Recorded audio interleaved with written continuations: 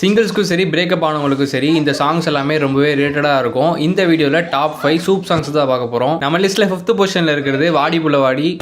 சாதி மதம் என்று பிரித்தால் சொர்க்கமே தேவையில்லை நரகத்தில் வாழலாம். வாடி புள்ள வாடி வாடி புள்ள வாடி உன்னை மட்டும் நினைச்சிருக்கேன் என் நெஞ்சுக்குள். 4th பொசிஷனில் எல்லாருமே ரிப்பீட்டடாக கேட்குற ஒய் திஸ் கொலவரி.